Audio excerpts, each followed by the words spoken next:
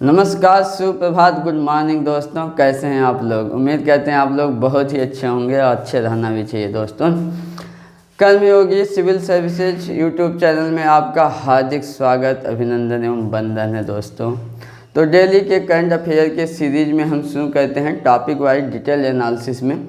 उससे पहले कि हम आगे पर बढ़ें, अगर आप हमारे चैनल को सब्सक्राइब नहीं किए हों तो सब्सक्राइब कर दीजिए, लाइक नहीं किए हों तो लाइक कर दीजिए, अपने दोस्तों में ज़्यादा से ज़्यादा शेयर करिए। इससे दोस्तों को भी लाभ मिले, एक अच्छे पढ़ाई के, एक अच्छे वैल्यूएबल, महत्वपूर्ण, मूल्यवान जो है टॉपिक वाइज अच्छे समझदारी के लिए उनका भी ज्ञान वृद्धि हो सके दोस्तों। तो चलिए, आज का टॉपिक है one nation one ration card योजना।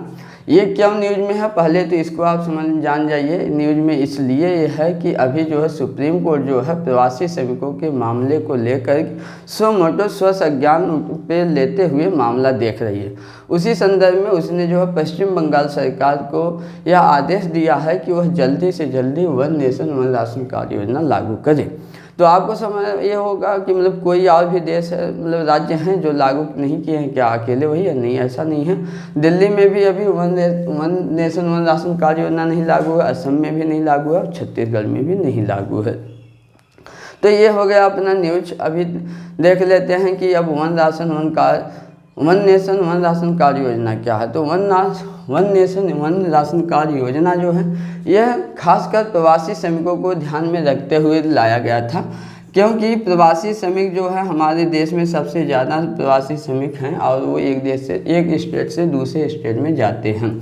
इसकी वजह से उनको जो है इसका लाभ नहीं मिल पाता था, राशन कार्ड या पीडीएस का। तो उनको ध्यान में रख करके किया गया है प्रवासी श्रमिक। दूसरी पॉइंट है कि बहुत सारे ऐसे भी नागरिक थे देश के जो एक राज्य में रहते थे, तो वहाँ कुछ दिन रहते थे तो वहाँ पर अपना उस राज्य का राशन कार्ड बनवा लेते थे। उसके बाद जो है दूसरे राज्य में जाते थे तो वहाँ पर भी राशन कार्ड बना लेते थे। इसका मतलब वो क्या होता था, एक से अधिक जो है राशन कार्ड बना लेते थे और इसकी वजह से जहाँ जाते थे वहाँ मिलता था। वास्तव में तो बात ये थी उनको भी उतना अधिक इसका लाभ नहीं मिल पाता था, तो एक से अधिक राशन कार्ड रखते थे। इस समस्या को दूर करने के लिए इस स्कीम को लाई गई है। दूसरी बात इसमें और भी ये, अगर one nation one ration card योजना लागू हो जाएगी तो पूर्ण रूप से डिजिटल हो जाएगी, तो डिजिटल को भी बढ़ावा देने के उद्देश्य से किया गया था।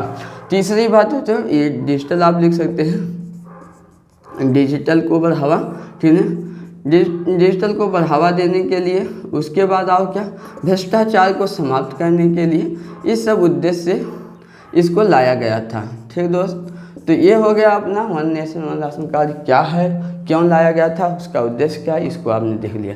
इससे लाभ में क्या क्या होगा। लाभ में जैसा कि हमने बताया कि इससे ऐसा कोई भी गरीब जो एक राज्य से दूसरे राज्य में काम की खोज में आता है और कुछ दिनों के लिए काम करता है, वह जो है इससे इस स्कीम से वंचित नहीं होगा, उसको खाद्य की समस्या नहीं होगी, उसको खाद्य मिलता रहेगा।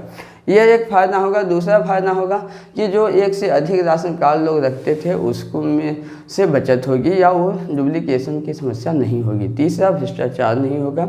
चौथी बात है कि ये जो गरीब हैं, जो इसके लाभार्थी हैं, वह अपने मन मुताबिक जिस भी से चाहें, जैसे मतलब कि डिस्ट्रीब्यूटर से या जो इसको बेचने वाली शॉप दुकानें होती हैं, जिसको फेयर शॉप बोलते हैं, सस्ती दुकानें, वहाँ से भी ये ले सकते हैं ना। तो ये भी एक उसमें प्रावधान है। इसका महत्व क्या है इसमें, अब इसके महत्व में आता है कि ये जो है स्वतंत्र होगा। लाभार्थी स्वतंत्रता प्रदान करती है कि वो किसी भी राज्य में चले जाए, वहाँ मिल सकता है। किसी भी डिस्ट्रीब्यूटर या किसी भी दुकानदार से भी ये खरीद सकते हैं। किसी भी दुकानदार मतलब जो कोटेदार होगा, किसी कोटेदार से। दूसरा है कि ये दुकानों से बंधे नहीं होंगे, ये भी बात तो वही हो गई, निर्भरता इसमें। दूसरी बात है कि ये दुकान मालिक पर इनकी निर्भरता कम होगी। इससे वो क्या करेंगे, जो वजन करने में कम दे दिए करते थे, धाली करते थे, मनमानी करते थे, उसमें भी कमी आएगी। तीसरी बातें थी भ्रष्टाचार पे अंकुश लगेगा। अब दोस्तों, अब इसमें ये भी जान लीजिए कि one nation one ration card योजना में मानक क्या क्या किए गए हैं, क्या मानक है ना। तो अगर इसके हम मानक को देखते हैं तो इसमें कुछ अच्छे बहुत ही अच्छे मानक हैं। ये जो है डिजिटल अब पूरे देश भर में लागू है, तो डिजिटल होगा, तो इसके लिए क्या किया गया है, उस डिजिटलीकरण को ध्यान में रखते हुए राशन कार्ड क्या होगा, द्विभाषा में होगा, दो भाषा में होगा। एक भाषा तो स्थानीय होगी, अगर वो मान लीजिए तमिलनाडु का है तो तमिल हो सकती है, ठीक है, वो स्थानीय भाषा होगी। और दूसरी भाषा के रूप में जो होगी वो या तो हिंदी हो सकती है या तो इंग्लिश, वो जो कोई भी वो राज्य अपने आधार पर निर्धारित कर सकता है वहाँ की दूसरी भाषा क्या होगी जिसमें राशन कार्ड छपेगा। ये हो गया। दूसरी बात है कि ये जो है 1 पॉइंट 10 अंकों का होगा दोस्त, 10 अंक होंगे राशन कार्ड के। इसमें जो है पहला दो अंक जो होगा वह राज्य का कोड होगा, उसके बाद अन्य जो अंक होंगे वो सीरियल वाइज होंगे। उसमें 2 अंक ऐसे भी होंगे जो एक ही परिवार के अलग अलग सदस्यों के लिए होंगे, जिससे कि उनके लिए एक मानक आईडी जारी किया जा सके, है ना, हर व्यक्ति के लिए यूनिक आईडी। तो ये हो गया दोस्तों 1 नेशन 1 राशन कार्ड योजना। अगला देखते हैं। अगला है कि उड़ीसा सरकार ने जो है एक योजना लाई है कि अगर घड़ियालों के संरक्षण के लिए कोई संरक्षण का प्रयास करता है तो उसको पुरस्कार दिया जाएगा। तो टॉपिक का नाम है कि घड़ियाल संरक्षण के लिए नगद पुरस्कार की घोषणा किस राज्य ने किया है, उड़ीसा सरकार ने किया है। कितना पुरस्कार देगी, 1000 रुपये देगी। तो घड़ियाल संरक्षण के लिए, घड़ियाल संरक्षण के लिए पुरस्कार की घोषणा। दोस्तों ये जो भी हम चीज़ें पढ़ा रहे हैं इसका PDF आपको पाने के लिए इसी टॉपिक का आप जो है YouTube के डिस्क्रिप्शन बॉक्स में भी आप नीचे क्लिक करके वहां से भी PDF ले सकते हैं, और हमारे कर्मयोगी सिविल सर्विस YouTube के टेलीग्राम चैनल से भी इसके PDF को आप प्राप्त कर सकते हैं। इसलिए आप जो है कर्मयोगी सिविल सर्विसेज के टेलीग्राम चैनल पे जुड़ें तो उससे आपको ज़्यादा लाभ मिलेगा। आप इसकी PDF जरूर लेकर पढ़ लिया करें, बिल्कुल आसान शब्दों में, और बिल्कुल हिंदी में हम आपको दिए हैं, पॉइंट टू पॉइंट दिए हैं, आपकी प्रीलिम्स और मेंस दोनों की बेहतर जानकारी को ध्यान में रखते हुए दोनों को। दूसरी बात याद रखिएगा कि इसमें हम जो पढ़ा रहे हैं कोई भी कहीं से कोई टॉपिक नहीं छूटने वाला है, न वो द हिंदू से छूटेगा, न इंडियन एक्सप्रेस से छूटेगा, न PIB से छूटने वाला है, न ही डाउन अर्थ से छूटने वाला है। याद रखिएगा उसके बावजूद भी न इनसाइट से छूट सकता है, इनसाइट्स को भी हम देखते हैं कोई टॉपिक नहीं छूट सकता, ना ही दृष्टि से छूट सकता है, ना ही ओनली IAS। किसी भी ऐसा नहीं है जो टॉपिक कहीं से छूटा हो हम कवर न करते हो। कहीं भी आप देख लीजिए हमारे जो पढ़ाते हैं वो हर जगह मिल जाएंगे, मतलब छूटा नहीं है। जो भी न्यूज़ में आता है हम हर जगह से कोशिश करते हैं ले लेते हैं अच्छी तरह। इसका मतलब ये नहीं हुआ कि हम वहाँ से कॉपी करते हैं, चीटिंग कर लेते हैं, ऐसा भी बिल्कुल नहीं, क्योंकि हमारी भाषा लैंग्वेज लिखावट आप कहीं पाएंगे नहीं, क्योंकि वो हमारी खुद की मेहनत होती है। 6 घंटे 4 घंटे मेहनत करते हैं तो आपको 20-25 मिनट की हम वीडियो प्रोवाइड करते हैं PDF के साथ, है ना दोस्तों। तो आप ज़्यादा से ज़्यादा देखिए और इसकी PDF आप ज़रूर से ज़रूर पढ़िए। तो अगला है पुरस्कार की घोषणा किसने की है, उड़ीसा सरकार ने इसकी घोषणा की है। कितना देगी, उड़ीसा सरकार घोषणा की है। कितना सरकार देगी, 1000 रुपीज़ का पुरस्कार वो देगी, ठीक है, 1000 रुपये का देगी। कहाँ पर ये है, वो उड़ीसा में, उड़ीसा के जो है महानदी बेसिन, ठीक है, महानदी बेसिन में अगर घड़ियालों के संरक्षण किया जा रहा है तो उसके लिए सरकार घोषणा देगी, ठीक है। अब जो थोड़ा देख लेते हैं ये घड़ियाल क्या है, घड़ियाल, ठीक है, घड़ियाल क्या है, ये मगरमच्छ की ही एक प्रजाति है दोस्तों, और ये जो है इसको एशियाई मगरमच्छ भी बोलते हैं। ये जो है इसका लंबा और पतला थूथन होता है ना, इसका थूथन लंबा और पतला होता है, घड़े के आकार के होने की वजह से इसका घड़ियाल बोलते हैं ना। घड़े मतलब सुराही वाले आकार में होने की वजह से इसका नाम घड़ियाल पड़ा, ठीक दोस्तों। नेक्स्ट है जो ये घड़ियाल है, आप सोचेंगे ये IAS अक्सर ऐसा सवाल पूछता रहता है ना, वो किस परिवार से आता है, किस जेनस से आता है, वर्ग से आता है ना, किस जगह से आता है। तो ये जो है मगरमच्छ ये सरीसृपों का एक समूह, किस ग्रुप में आता है, सरीसृप में आता है मगरमच्छ। इसमें और भी मगरमच्छ, घड़ियाल, कैगन, कैमन ये सब क्या हैं, मगर इसी का प्रजाति हैं, मतलब कि सरीसृप में आते हैं, ठीक है।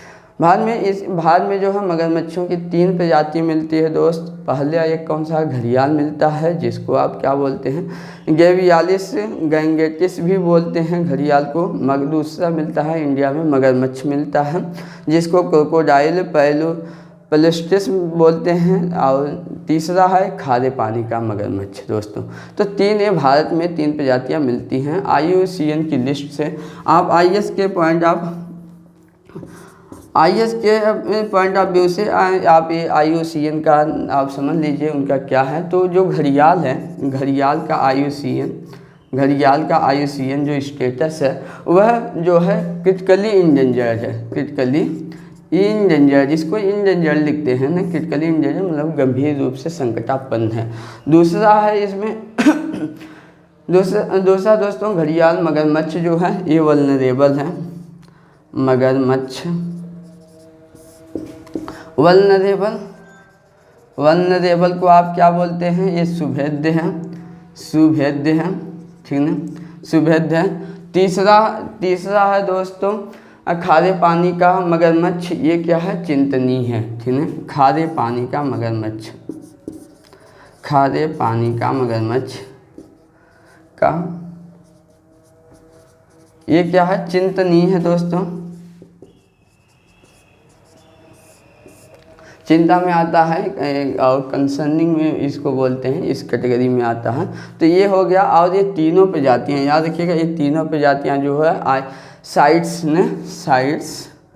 साइट्स के जो है साइट्स के अपेंडिक्स जिसको पैसिस्ट बोलते हैं एक में आता है। और जो है यह वन्य जीव संरक्षण अधिनियम 1972 के भी परिशिष्ट 1 में आता है दोस्तों। तो इस बातों को आप IS के पॉइंट व्यू से याद रख लीजिएगा प्रीलिम्स के नाम के हिसाब से, ठीक है दोस्तों।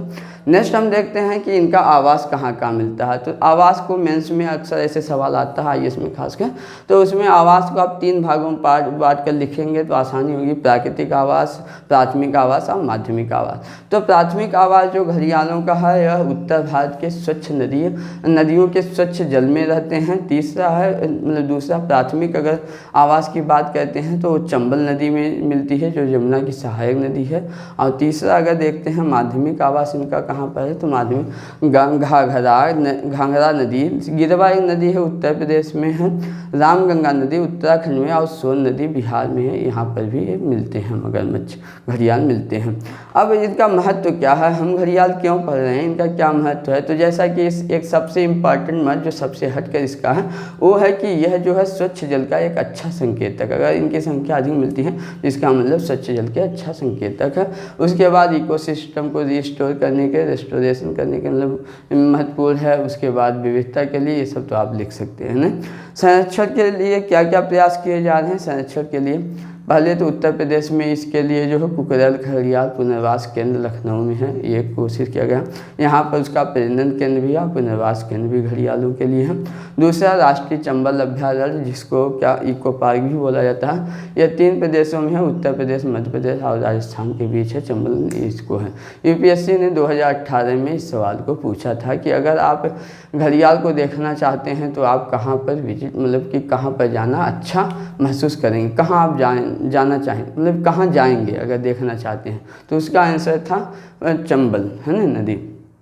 तो ये है उधर। अब इसका जोखिम क्या क्या है, इनके जोखिम जो है नदियों में सबसे ज़्यादा प्रदूषण जैसा कि आप देखें स्वच्छ जल में रहता है तो जल प्रदूषण सबसे बड़ा इनका जोखिम है। दूसरा है बड़े पैमाने में जो मछली मारते हैं उसी के साथ इसको भी पकड़ लेते हैं, मार देते हैं। ये है बाढ़ की समस्या। बाढ़ की वजह से वो जो है गंदे पानी हो जाते हैं और क्षेत्रों में मतलब नदियों से हट करके आ जाते हैं, ये भी एक समस्या। दूसरा अवैध बालू खनन की समस्या है जिनसे उनका प्रजनन और उनके अंडे ये सब डिस्ट्रॉय हो जाते हैं, ये भी एक कारण है। और अवैध शिकार जो होती है ये तो ही है दोस्तों। तो ये हो गया। अब अगला हम देखते हैं जो एक इम्पॉर्टेंट टॉपिक है दोस्तों, वो है कुलभूषण जाधव का मामला। ठीक दोस्त, तो कुलभूषण जाधव में देख लेते हैं क्या हुआ। जैसा कि आप देख रहे होंगे 2017 अप्रैल 2017 से ही कुलभूषण जाधव का मामला बराबर न्यूज़ में रहता है। 19 तक तो अच्छा खासा न्यूज़ में ही था, आजकल थोड़ा सा ये न्यूज़ से थोड़ा साइड हो गया है। तो हम देखते हैं कुलभूषण जाधव का क्या मामला था, कैसे और आज के दिन में न्यूज़ में क्या। तो अगर आगे बढ़ने से पहले आज का आप न्यूज़ जान लीजिए कि वो न्यूज़ में क्यों है, ठीक ना। कुलभूषण जाधव न्यूज़ में इसलिए ये है कि अभी जो है पाकिस्तान की नेशनल असेंबली, मतलब वहाँ की जो संसद है उसको नेशनल असेंबली आप बोलते हैं, उसने जो है एक विधेयक पारित किया है। उस विधेयक के तहत यह प्रावधान किया गया है कि कुलभूषण जाधव को जो है वकील की, मतलब कि वकील पाने का या फिर से अपील करने का अधिकार दिया गया है ना, कि ये आप फिर से अधिकार मतलब अपील कर सकते हैं कुलभूषण जाधव अपने मामले को लेकर के। ठीक है दोस्तों, ये हो गया। और इस पर इसका उद्देश्य क्या है सर? क्या पाकिस्तान सरकार इतना सहानुभूतिपूर्वक जो है लेती आई है? ऐसा थोड़ी नहीं। क्या अच्छा सोचने लगी है इंडिया के प्रति? ऐसा बिल्कुल नहीं दोस्तों। इसका जो सबसे महत्वपूर्ण और प्रमुख कार्य है वो कार्य यह है कि कुलभूषण ये 2019 में जब ICJ मतलब कि अंतर्राष्ट्रीय न्यायालय ने इस मामले पे निर्णय सुनाया था, उसमें तो निर्णय में उसने ये भी बोला था कि कुलभूषण जाधव को जल्दी से जल्दी जो है प्रभावित समीक्षा तथा पुनर्विचार करने के लिए उनको जो है इस मामले को पुनर्विचार करे पाकिस्तान सरकार। दूसरा बोला था कि कुलभूषण जाधव को जल्दी से जल्दी अपील करने का कानूनी अधिकार दिया जाए और उनको काउंसलर एक्सेस मतलब कि कानूनी सलाहकार का मतलब सलाहकार से सलाह लेने का अधिकार दिया जाए, उसको काउंसिल एक्सेस बोलते हैं ना। तो इसको उसने दिया था अंतर्राष्ट्रीय न्यायालय ने 2019 में। तो उसी को परिप्रेक्ष्य में रखते हुए पाकिस्तान की सरकार ने या उसकी असेंबली ने आज के डेट में जो है इस विधेयक को पारित किया है। ठीक है दोस्तों, तो ये हो गया उसका मतलब कि कुलभूषण जाधव का मामला हो गया। अब कौन थे कुलभूषण जाधव, थोड़ा सा इसको जान लीजिए क्योंकि ये मेंस में लिखने में काम आएगा और प्रीलिम्स में भी PCS में अक्सर ऐसे सवाल पूछ देता है। प्रीलिम्स में पूछता है, SI के सवालों में ऐसा पूछ देता है, बैंकिंग रेलवे में ऐसे सवाल पूछते हैं। तो उसको जान लीजिए कुलभूषण जाधव जो हैं वह भारत सरकार के जो है नौसेना के सेवानिवृत्त नौसेना अधिकारी रहे हैं। और वहाँ पर जो है इनको पाकिस्तान की सरकार ने या वहाँ की जो एक सैन्य अदालत ने इनको जो है जासूसी और आतंकवाद फैलाने के आधार पर, आधार ध्यान रखिएगा, जासूसी एवं आतंकवाद फैलाने के आधार पर गिरफ्तार कर ली और इनको मौत की सज़ा सुनाई थी। ठीक, ये आरोप हो गया, ये चीज़ हुआ। भारत ने जो है इस मामले को अंतर्राष्ट्रीय न्यायालय जिसको ICJ बोलते हैं, उसका हेडक्वार्टर जो है हेग है, नीदरलैंड में है, वहाँ पर अपील किया था इस मामले को। किस आधार पे अपील किया था? भारत का तर्क ये था कि अगर पाकिस्तान ने गिरफ्तार किया तो उसकी सूचना भारत सरकार को देनी चाहिए थी, तो उसने भारत सरकार को सूचना नहीं दिया। दूसरा कि मौत की मतलब कि इनको मौत की सज़ा पाकिस्तान की कोर्ट ने सुनाई थी, उसको अपील करने के लिए भी भारत सरकार ने ICJ में गया था। ये दो मुख्य आधार था भारत सरकार का ICJ में जाने पर दोस्तों। ठीक है, तो इस आधार पे भारत सरकार गई थी। और भारत सरकार अब क्या हुआ, उसने निर्णय जब सुनाया ICJ ने तो उसने कुछ और भी बातें बोली। निर्णय में तो दो बात बोली जो पहले हम आपको बता दिए हैं कि पहली बात जो मौत की सज़ा दी गई है उसकी समीक्षा करे पाकिस्तान की कोर्ट और तथा पुनर्विचार करे। दूसरा जो है कि काउंसलर एक्सेस पर जल्दी से जल्दी प्रदान करे, मतलब कि कानूनी सलाहकार जो है इनको मिलना चाहिए कुलभूषण जाधव। ये तो उसने निर्णय दिया था। उसके बाद और उसने क्या कहा था अंतर्राष्ट्रीय न्यायालय ने, उसने ये भी बोला था कि पाकिस्तान सरकार जब गिरफ्तार कर ली कुलभूषण जाधव को तो तत्काल जो है जिस देश के अगर नागरिक को गिरफ्तार कर दिया गया है उस देश को तुरंत इसकी सूचना देनी चाहिए। अगर सूचना नहीं दिया है तो इसका मतलब उसने जो है वियना कन्वेंशन हुआ था उसके जो है अनुच्छेद 36 का उल्लंघन किया है। ठीक है, ये बात बोला था ICJ के न्यायालय ने। दूसरी बात बोला था कि यह अगर ऐसा करके पाकिस्तान की सरकार ने जो है भारत सरकार के उससे अपने नागरिक से मिलने और कानूनी प्रतिनिधित्व की व्यवस्था करने के अधिकार से भी वंचित किया है, ये बोली थी। ठीक है, चलिए दोस्तों, अब अगर इतनी बात हो ही गई तो थोड़ा सा इतना भी तो देख लेना चाहिए कि भाई ये ICJ क्या है ना, अंतर्राष्ट्रीय न्यायालय क्या है।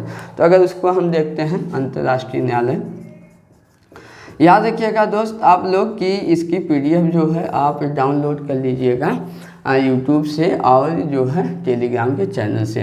तो इसको आप वहाँ से कर लीजिएगा क्योंकि हम जो है बोर्ड पे कम लिख रहे हैं ना। तो अंतर्राष्ट्रीय न्यायालय ICJ international court of justice जिसको बोलते हैं। ये पहली बात तो इसको जान लीजिएगा, इसका हेडक्वार्टर जो है, हेडक्वार्टर वो कहाँ पर है, वियना में है, सॉरी दोस्त हेग में है, हेग ये कहाँ पर है, हेग नीदरलैंड में है, ठीक है, नीदरलैंड में। ये ऐसा जान लीजिए, याद रखिएगा कि यूनाइटेड स्टेट का ये क्या है, एक अंग है। यूनाइटेड नेशन के यूएन के कितने अंग हैं दोस्त, 6 अंग हैं। 6 में से याद रखिएगा 5 के जो हेडक्वार्टर हैं, 5 के हेडक्वार्टर ये कहाँ पर हैं, यह यूएसए के जो है न्यूयॉर्क में है। मात्र एक ही ऐसा ये है संस्था है जो अंतर्राष्ट्रीय न्यायालय जो संयुक्त राष्ट्र संघ का अभिन्न अंग है, और वह कहाँ पर है, यह यूएसए से बाहर हेग में स्थित है। ये बात तो आप पहले ध्यान रख लीजिए, ठीक है। अब इसका गठन कब हुआ, क्या हुआ, इसको जान लीजिए। इसका गठन यूएन चार्टर, ठीक है, यूएन चार्टर के आधार पे जो है 1945 में इसका गठन किया गया, और 1946 से ये क्या हो गई, कार्यरत करने लगी। कौन सी, ये आईसीजे काम करने लगी। ये बात जान लीजिए दोस्तों।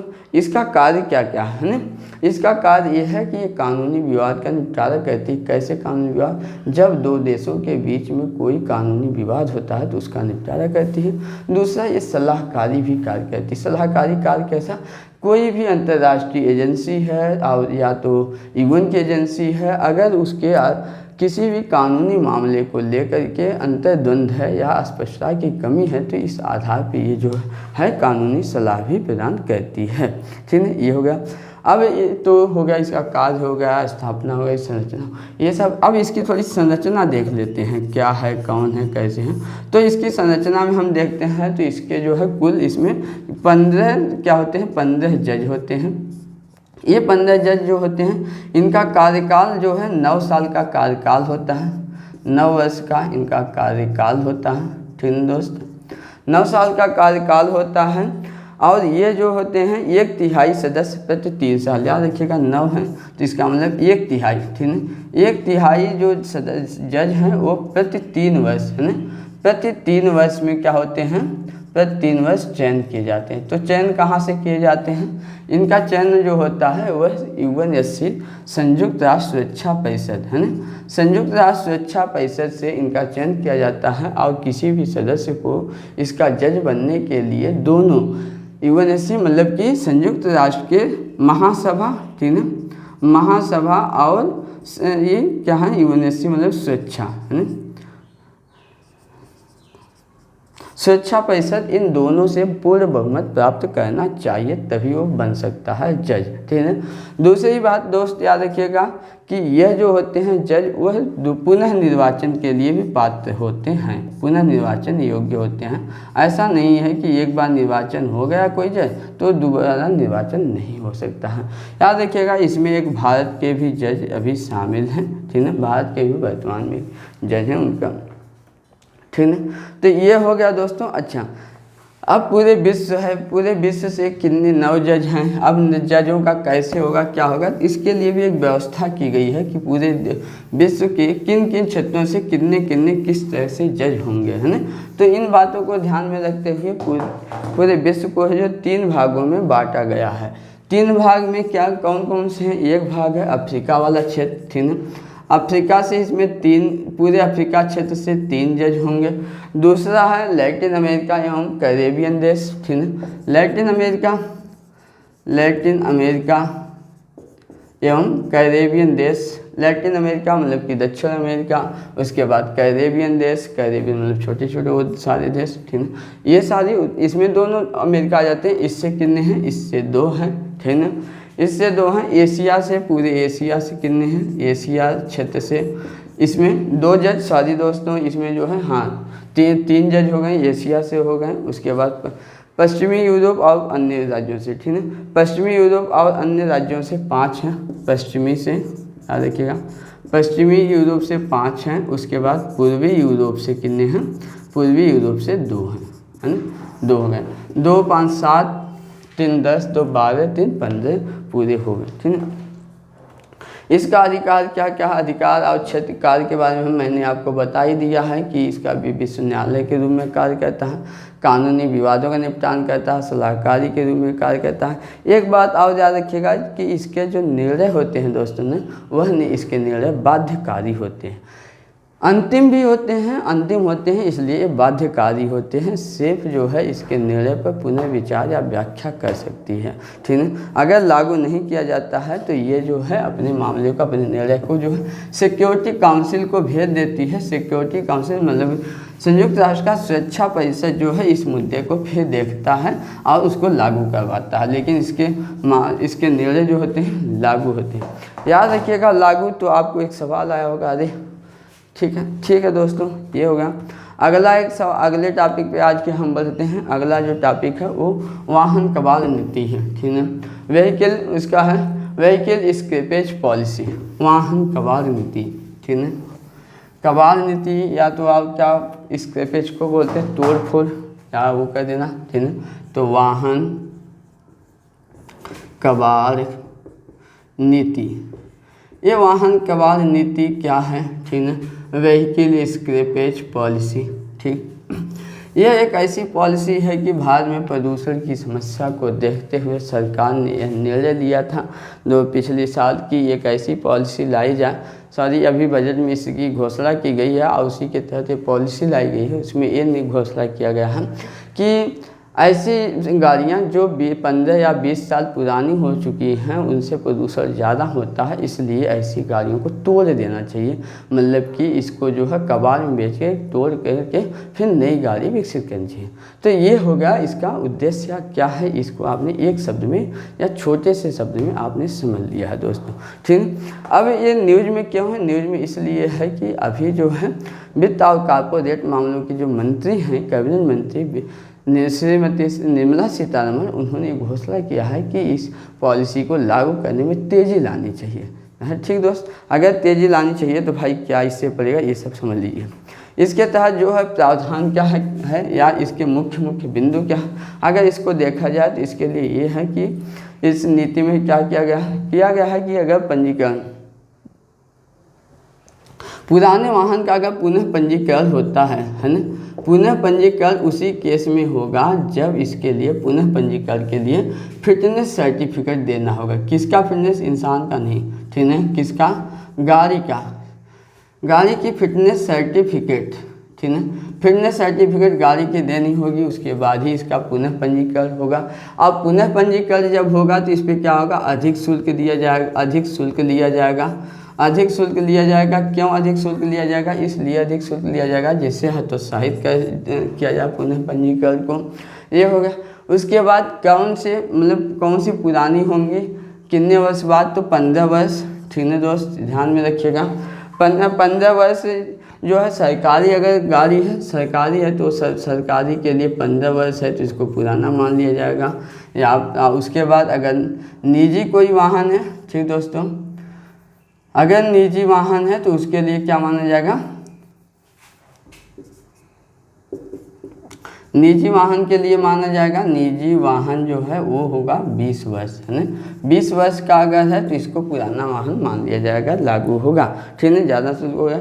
उसके बाद ऐसे मान लीजिए कि कोई ऐसा है जो मतलब कि निजी वाहन है और वो रजिस्ट्रेशन करवाना चाहते हैं, लेकिन अगर वो क्या किए हैं, अपनी गाड़ी को बेच करके कोई नई गाड़ी खरीदता है तो उस पर क्या है 25% तक की रोड टैक्स की छूट दी जाएगी, कि नहीं 15% तक की क्या दिया जाएगा, 15% तक की रोड टैक्स छूट दिया जाएगा, नहीं रोड टैक्स की छूट दिया जाएगा। नहीं किस गाड़ियों पे दिया जाएगा, ऐसा कोई व्यक्ति जो पुरानी गाड़ी को बेच करके नई गाड़ी लेता है उसके को लिए दिया जाएगा। अब कुछ बात आती है कि इस नीति की समस्या क्या है, ठीक है भाई, ठीक है आप तो अच्छा काम कर रहे हो, ठीक है, लेकिन इसकी समस्याएं क्या है, चुनौतियां क्या हैं। तो चुनौती ये है कि ये जो है जो ट्रक हैं, जो सबसे ज़्यादा इंडिया में ट्रक चलते हैं, ट्रकों के लिए क्या है, सीमित प्रोत्साहन है, उनके लिए प्रोत्साहन ही नहीं दिया गया है। उसके मालिक अगर बेच देंगे तो इतने महंगे बताइए 30-35 लाख से ऊपर की एक ट्रक आते हैं, अगर 20 साल के बाद बेच देंगे उनको कितना फ़ायदा होगा, उनको फिर नया तो कुछ मिल ही नहीं रहा, उनके लिए प्रोत्साहन राशि कमी है, ये एक इसकी सबसे बड़ी चुनौती होगी। दूसरी बात, अन्य श्रेणी के जो वाहन हैं उनकी संख्या ही कम है।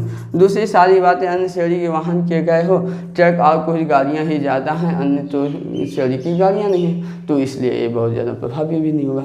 दूसरी बात यह है कि अगर कोई व्यक्ति एक गाड़ी को मान लीजिए 15 साल बाद एक छोटी सी कार को बेचता है, तो अगर उसको 90,000 मिल जाएगा, 90-95,000 रुपये लगभग मिलते हैं। जबकि अगर उसको स्क्रैपेज कहता है या उसको कबाड़ के रूप में कटवा देता है तो उसको कितने मिलते हैं, 60 से 70-75,000 ही रुपये मिलते हैं। तो ये जो है कमी है, ये भी दिक्कत है, इसमें चुनौतियाँ हैं, समस्याएँ हैं।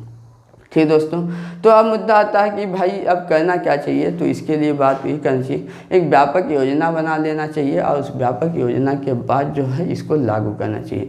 दूसरी बात है दोस्तों, माल भाड़ा ट्रांसपोर्टर्स जो हैं उनके लिए वित्तीय सहायता देने की आवश्यकता है। ट्रकों और ऐसे गाड़ियों को इसमें शामिल करने की ज़रूरत है जो इसमें शामिल नहीं है दोस्तों। तो ये हो गया आज का मतलब कि ये टॉपिक हो गया दोस्तों, वाहन कबाड़ नीति। अगला हम टॉपिक पे चलते हैं, धरोहर वृक्ष या हेरिटेज ट्री। बहुत अच्छा टॉपिक है दोस्त। हेरिटेज ट्री क्या है, धरोहर वृक्ष। अरे भाई अभी तो धरोहर बहुत सारी चीज़ें जानते थे, अब धरोहर वृक्ष क्या है ना, इसके बारे में हम देख लेते हैं। धरोहर वृक्ष क्या है, ठीक, धरोहर वृक्ष, इसको हेरिटेज ट्री बोलते हैं दोस्त, हेरिटेज ट्री, हेरिटेज ट्री। ये हेरिटेज ट्री क्या है, ऐसे वृक्ष जो 50 साल से अधिक उम्र के हो गए हैं, 50 साल या 50 साल से अधिक उम्र के हो गए हैं, वह हेरिटेज वृक्ष या धरोहर वृक्ष की कैटेगरी में आते हैं। का समय समय पर क्या किए जाते हैं, इनके लिए एक अधिसूचना भी पारित करके कुछ लिस्ट बना दी जाती है, उस अनुसूची के वृक्ष भी इसमें शामिल हैं, वो 50 साल से कम है तो भी। ये बात हो गई धरोहर वृक्ष क्या होते हैं, ये बात। नेक्स्ट पॉइंट दोस्त देखते हैं, ये न्यूज में क्या है। अभी जो है महाराष्ट्र की सरकार ने जो है एक संशोधन लाई है, वृक्ष सुरक्षा एवं संरक्षण अधिनियम, वहाँ पर था 1975 का, यह वृक्ष सुरक्षा एवं संरक्षण अधिनियम में उसने संशोधन करने का प्रस्ताव किया है। अब उस संशोधन में प्रस्ताव करने का जो किया है उसमें क्या किया है, उसने ये बोला है कि इसके लिए वृक्ष धरोहर वृक्ष की सुरक्षा करने के लिए एक प्राधिकरण की स्थापना की जाएगी। अब वह प्राधिकरण क्या क्या काम करेगा, वह प्राधिकरण एक काम करेगा वृक्ष के संरक्षण के संबंध में सारे निर्णय कौन लेगा, वह लेगा धरोहर वृक्ष प्राधिकरण, इसके सुरक्षा के संदर्भ में सारे निर्णय लेगा। और क्या करेगा, यह जो प्राधिकरण लिख देते हैं, ठीक है, धरोहर वृक्ष प्राधिकरण, यह धरोहर वृक्ष प्राधिकरण ये क्या करेगा, ये सारे निर्णय लेगा, निर्णय ले सुरक्षा का संरक्षा का निर्णय लेगा, ऐसे वृक्ष को बढ़ाने का निर्णय लेगा, इनकी संख्या बढ़ाने का। दूसरी बात, हर 5 वर्ष पे धरोहर वृक्षों की गणना करेगा, ठीक। अगला काम करेगा, यह वृक्षावरण को बढ़ाने और वृक्ष की सुरक्षा का भी कार्य सौंपा गया है इसको। अब एक चीज़ और देख लेते हैं कि इस वृक्ष का मतलब की आवश्यकता क्या और इसको क्या है। तो इसमें एक प्रावधान और किया गया है कि अगर हेरिटेज वृक्ष को कोई भी एजेंसी काट देती, चाहे वो सरकारी हो तो प्राइवेट हो, तो उसके बदले उसको उतने पौधे लगाने पड़ेंगे। अगर उतना पौधे नहीं लगा पाता है तो उसको क्या देने पड़ेंगे दोस्तों, उसके प्रति मुआवजा या क्षतिपूर्ति की को भी देना पड़ेगा। दूसरी बात जो है, वह एजेंसी जो ऐसे वृक्ष को काटती है वो 7 वर्षों तक ऐसे जो नया वृक्ष लगाएगी उसकी सुरक्षा और संरक्षा की भी उसकी जिम्मेदारी होगी। उसके बाद जो धरोहर वृक्ष हैं उनके लिए और क्या प्रावधान किया गया, उनको जो है जियो टैग भी दिया गया है। तो ये हुआ धरोहर वृक्ष और धरोहर संबंधित चीज़ें। तो दोस्तों ये रहा आज का हमारा टोटल करंट अफेयर। उम्मीद करते हैं आपको समझ में आया होगा। कोई भी कमेंट हो तो आप कमेंट बॉक्स में ज़रूर लिखें, हमारे यूट्यूब चैनल के कमेंट बॉक्स में, या तो आप मेल भी कर सकते हैं, उसमें ईमेल आईडी भी दिए हैं, कॉल भी कर सकते हैं, टेलीग्राम पर भी कर सकते हैं। इसकी PDF प्राप्त करने के लिए आप जो है यूट्यूब के डिस्क्रिप्शन बॉक्स में क्लिक करके आप इसकी PDF प्राप्त कर सकते हैं। हमारे जो है टेलीग्राम चैनल से दोस्तों भी इसकी PDF प्राप्त कर सकते हैं। नमस्कार दोस्तों, एक बार और अगर आप चैनल सब्सक्राइब नहीं किए हो तो सब्सक्राइब कर दीजिएगा, शेयर करिएगा और लाइक कर दीजिएगा। धन्यवाद दोस्तों।